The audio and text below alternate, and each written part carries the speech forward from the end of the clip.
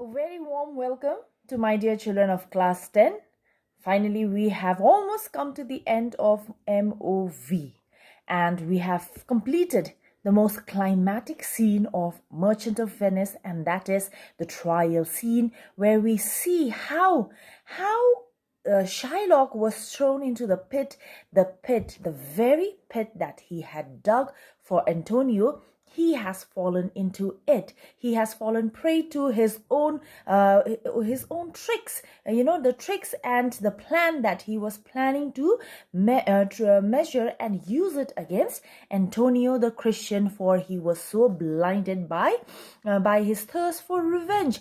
And eventually he himself falls. He has a great downfall, and that is all due to the very clever and a very meticulous and a very intelligent and witty lawyer who is actually Portia disguised as a lawyer. She very cleverly wins the case. That is what we see. That is what we saw in the previous video. That was in Act 4, Scene 1. And thereafter, we also saw a small scene where there's this exchange of ring and in that moment of the exchange of ring, Shakespeare has actually been preparing us. He has actually been preparing us right from Act 3, Scene 2, where Jessica, after Bassanio, rightly chooses the correct casket.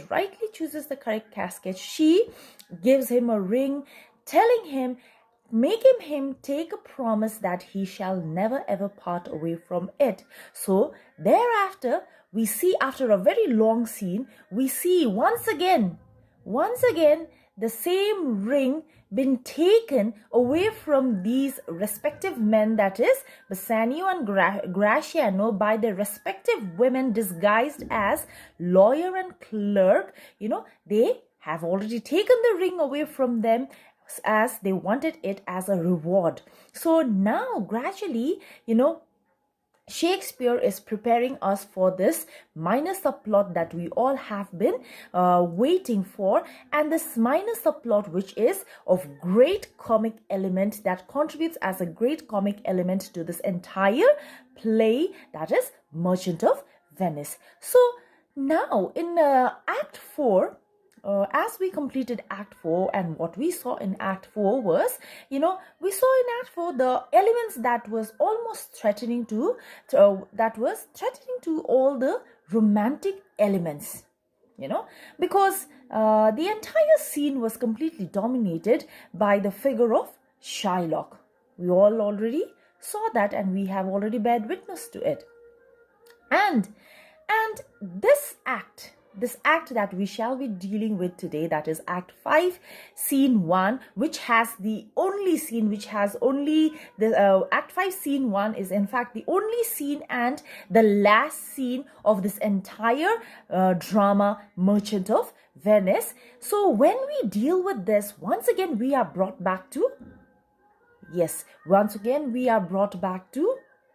Belmont, which is the land of comedy and romance. And here in the very first scene, in the very first opening of the scene, we see the exchange of dialogue between Lorenzo and Jessica, who's there acting as the mistress and the master of the house in the absence of Portia and Nerissa. So we see them having a dialogue where they re-establish the atmosphere of romance and comedy, which had not been there till Act 4. So here we see once again the redevelopment of that very atmosphere. So now let us begin with this Act 5, Scene 1, Belmont, Avenue to Portia's house, enter Lorenzo and Jessica. So then, Lorenzo, the moon shines bright in such a night as this, when the sweet wind did gently kiss the trees, and they did make no noise in such a night. Torulus methinks mounted the Trojan walls, and sighed his soul towards the Grecian tent where Cressida lay that night. So here this couple, these two people, that is namely Lorenzo and Jessica, they are seen in this very opening scene, they are seen walking on a moonlit night at Portia's estate. And Jessica and Lorenzo, they are seen, Lorenzo, firstly what we see is Lorenzo comparing that very night that they were experiencing out there at Jessica's estate. They compare that night as well as themselves with the doomed lovers from the classical myth, and for they want to give us the experience that just as those classical characters experience those times, those bold times and hard times during their night hours, during their time in those classic stories at such night. Similarly, they too were experiencing the same night. All in all, they want to call upon, he wants to call upon us, that us to imagine the resemblance between the two nights. All right. So the moon shines. So Lorenzo says that probably on a night like this. So he's comparing that night with the night that probably Taurillus might have experienced the same night when Taurillus had climbed up the high fort wall of the Greeks. Actually, there's this story of Taurillus and Cressida is about two lovers. They are lovers. So Cressida, who was extremely beautiful, was captured by the Greeks. And so after she was taken hostage, Taurillus was so struck by grief that every night, he imagines that probably every night looking at that very night, Lorenzo says, probably on a night like this, every night Taurillus must have climbed the tall wall of the Greeks just to have a glance at his lover, that is Cressida, who was taken captive, who was taken hostage by the Greeks. So probably that was the same night. So he's comparing himself, themselves, and the night with that night, or a night that Taurillus and Cressida might have experienced. Yes. Then Jessica. In such a night did Thisbe fearfully overtrip the dew. Overtrip the dew means walked across the dewy grass. Yes. And saw the lion's shadow means before himself, and ran dismayed. So now here is Jessica comes with another story of another classical story, another classical myth based on the character Thisbe. So Thisbe and Pyramus, these two were lovers. So the story goes like this, that Thisbe and Pyramus, they were supposed to have they made an appointment to meet at the hour of moonlight. Again, at the hour of moonlight, they made an appointment to meet each other secretly near the tomb. So what happened was, Thisbe, she happened to have reached that appointed place before Pyramus could, and while she was waiting, unfortunately, at that point of time only, a lion happened to come, a lion who had just, devoured upon some wild animal and was full of blood.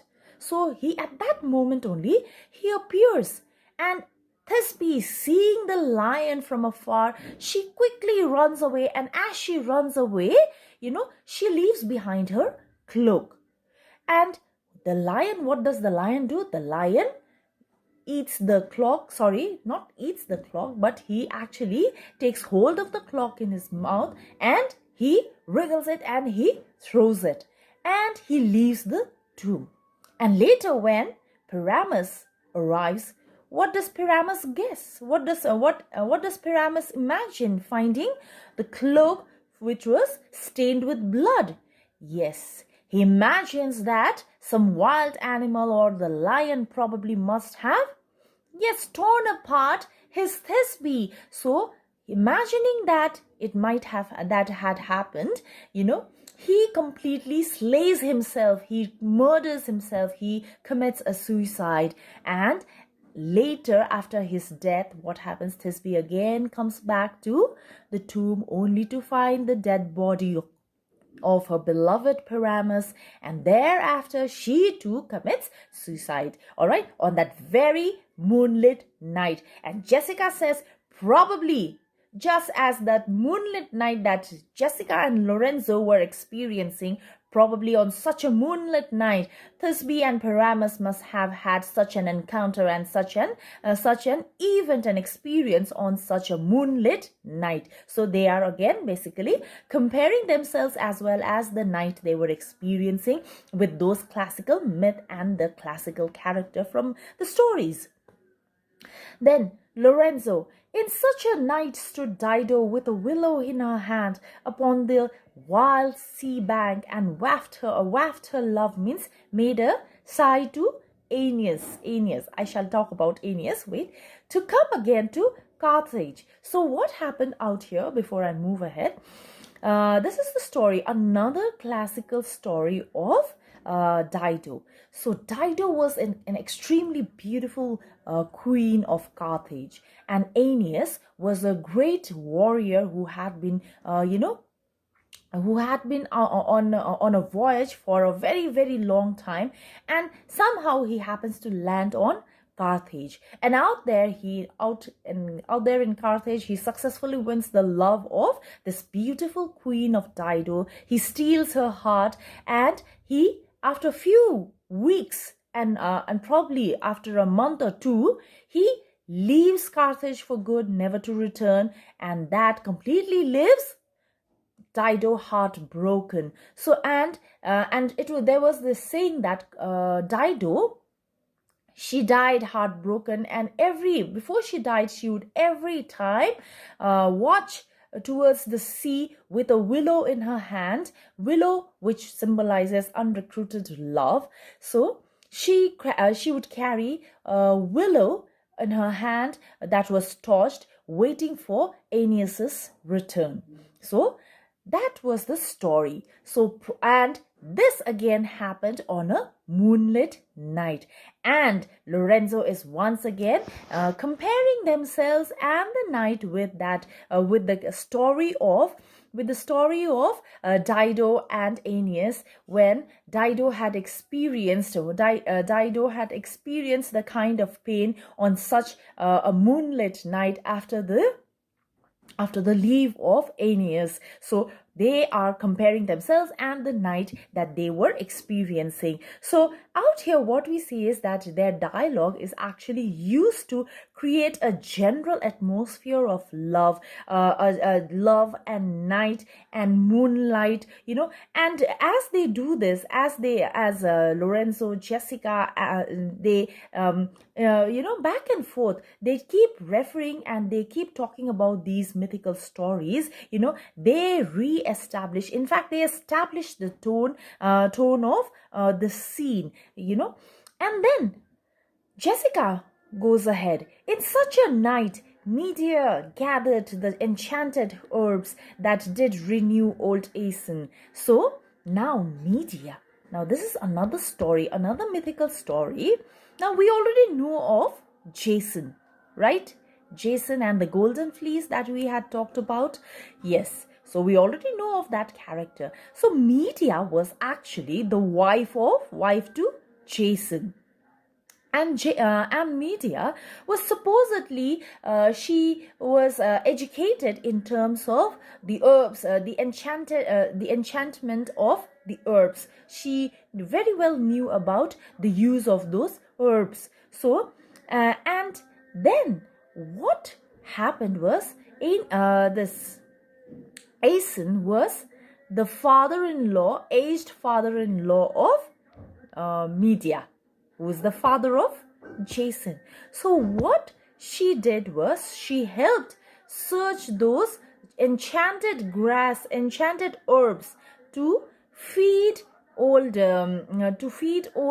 Asen, that is her father-in-law, in order to recover his youth.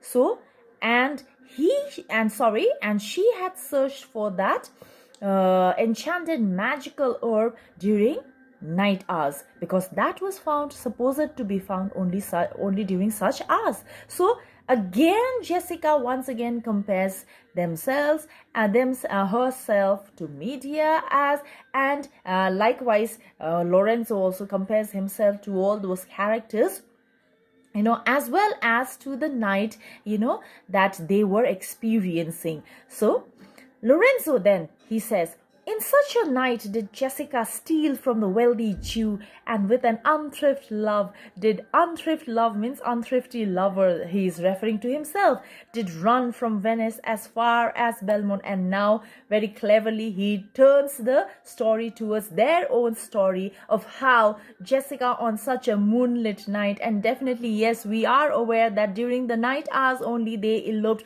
During the night hour only, Jessica had disguised herself as a page boy, and during that night hour, they were planning to hold a masquerade in which Jessica, who would be disguised as a page boy, would be recruited as a torch bearer. So once again, and yes, not to forget, as Lorenzo says, on such a night did Jessica steal from her father, stole what? Money, jewelry, stones, yes, and ran away with an unthrifty lover. He's referring to himself, from Venice, and has come as far as to Belmont. Then Jessica says in return, in such a night did young Lorenzo swear he loved her well, stealing her soul with many vows of faith, and never a true one. So, and on such a night, Jessica says in reply, on the same night, on such similar night, did Lorenzo make a vow to Jessica to always love her, but none of them have come true. So now she's starting to pull Lorenzo's leg. Then Lorenzo says, in such a night did pretty Jessica like little shrew means a tiny scolding wife, slander her love, and he forgave it, it her. So, and on such a night, Jessica, just like any scolding wife would do, a bad-tempered woman would scold her lover, she scolded him. She scolded her lover, and in spite of being scolded, the lover, in spite of being scolded by Jessica, he forgave her. He has forgiven her. So see how cleverly they finally turn the story towards turns the direction of the story from the mythical story to their own real story. Yes, then Jessica says, I would outnight means beat you in this game of, making speeches about the night. I would outnight you. I would outnight you. Did nobody come? But hark, I hear the footing of a man. I would have definitely won you in this game of making speeches about night. But unfortunately, I have to stop out here because I already hear the footstep of a man coming towards us. So they stop. Somebody is entering, and that somebody is Stefano. Enter Stefano. Lorenzo, who comes so fast in silence of the night? So who is that coming during this hour of night? Stefano, a friend. Lorenzo, a friend? What friend? Your name, I pray you. So what friend has come? I would like to know your name. Then Stefano is my name. I bring word my mistress will before the break of day be here at Belmont. So he has brought a message to Jessica and Lorenzo that his mistress, that is the mistress of the house, that is Portia, after having won the case, disguised as a lawyer and a clerk respectively, are now already on their way to Belmont, and in fact they would be there before the break of day. Be here at Belmont, she doth stray about by holy crosses, where she kneels and prays for happy wedlock, hours. So the people, they are still, he still announces, actually this Stefano, what announcement he makes is, she will be here before daybreak. That is, the mistress Portia will be here before daybreak. And as of now, she still strays. She doth stray about, means at present she is wandering about the monastery, still offering her prayers in order to be blessed with happiness for her married life. That is just, that was the pretext under which Portia and Nerissa had left left her house, left her castle, left her estate. But the real reason behind it, the real motive and the real truth behind it was actually she had traveled all the way to Venice, disguised as a lawyer and a clerk respectively, in order to fight the case and win against Shylock. Yes, so that is what we know. Lorenzo, who comes with her? Then Stefano, none but a holy hermit and her maid. I pray you, is my master yet returned? So then, he is my master. Now master here is referred to, yes, Bassanio. Lorenzo, he is not, nor we have not heard from him, neither have we heard from him. But go we in, I pray thee, Jessica. Shall we go in, Jessica?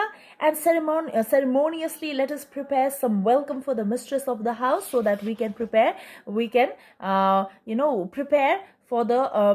welcome the mistress of the house. Then enter, at that moment only, enter Lancelot.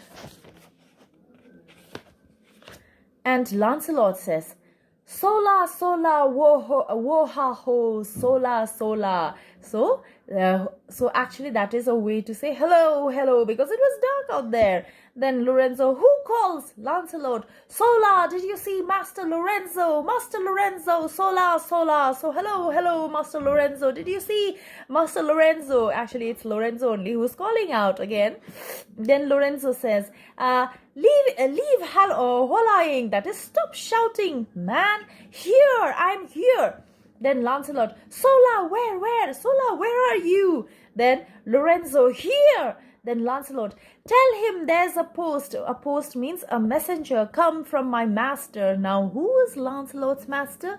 Yes, Bassanio. So, just a while ago, we got a message and we heard from a messenger, Stefano, that his mistress was about to, will be here soon before daybreak. And the very next person that comes is Lancelot, another messenger of the master of the house, that is Bassanio. He too has come with the news that Bassanio would soon be there. Anytime he would be there.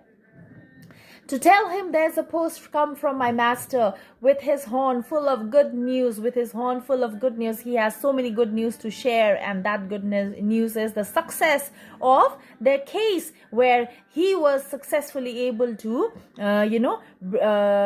Antonio, he was saved successfully, and he had been brought out there as per the request of Portia. My master will be morning, that is, my master will be here before morning. So both the parties from both the ends will be there before the break of morning. And then after announcing that, Lancelot, he exits. Then Lorenzo, sweet soul, let's in, and there expect their coming. And yet, no matter, why should we go in? So he insists Jessica. Initially, he insists Jessica to get inside the house, so that they would make arrangements and make preparations to welcome the master and the mistress of that house respectively. And yet he says, why should we go in? But why should we go in? He has a change in mind. My friend Stefano, signify, he calls out to Stefano. Signify means announce. I pray you within the house, your mistress is at hand, and bring your music forth into the air. How sweet the moonlight sleeps upon this bank. Here will we sit and let the sound of music creep in our ears. So he changes his mind, for he still wants to experience that beautiful night that they were enjoying before the arrival of this messenger Stefano. So he says that let us continue to enjoy until they arrive out here. For Stefano, I want Stefano. So he requests Stefano to go inside and, dictate all the servants to make arrangement for the welcoming of their mistress on the master of the house. And while they enjoy the music of this music and see creeps in our ears, soft stillness and the night become the touches of sweet harmony. Sit, Jessica, look how the floor of heaven is thick inland in the patines. Patines means plates of bright gold. So he asks Jessica to sit beside him, and he looks up to the sky, and the sky was a starry night, completely filled with stars, and he compares the night, the sky that was completely glittering with stars. He compares it with the plates, many plates that had gold pattern on it, that were glittering on it. So he compares with it. Floor of heaven in thick inland with patines of gold, bright gold. There's not the smallest orb. Smallest orb is star, which thou beholdest, but in his motion like an angel sings. So he says that there is not a star that does not produce music, that does not and the music that it produces resembles to the song that was sung by the angels. So there is not a star that does not resemble the music of that does not produce music, and the music that does not produce the angel song. Still querying to the young-eyed cherubims, such harmony in the immortal souls. But whilst this muddy vesture of decay is the coarse body which is perishable, that is the human body. So he says that, and such music, when it is played in the celestial body, by the celestial body, that is the stars, when such music is played by the celestial body, it entirely creates a complete harmony in the entire universe, and such music, and the music that you hear, that the music that is produced by the orbs in the sky actually can be heard, but it can be only heard by the soul, which is immortal. And we as humans, unless and until our body does not perish, that is, as long as we are in that perishable body, we are in the form of human beings, as long as we are in the form of mortal beings, we will be unable to hear such celestial music from the celestial bodies. For that music, it can be heard only by our soul that is immortal. So doth grossly close us in, we cannot hear. That is why, because since our soul is enclosed inside this human flesh, in the form of human flesh, inside the body of a human, we are unable to hear the music that is produced by the orb. And at that point of time, enter musician. Come ho and wake Diana with a hymn, with sweetest. Diana is the goddess of love as well as goddess of moon. With sweetest touches, pierce, that is, reach pierce your mistress's ear, reach the distant ears of your mistress, and draw her home with music. So the music is placed, everything is set, and everything in fact is ready for the welcoming of the master and the mistress of the house. So in fact, the entire atmosphere out there at Belmont is completely set, and it's lit with romance and ready for comedy, which we shall be seeing in the next video. Thank you very much, my dear children.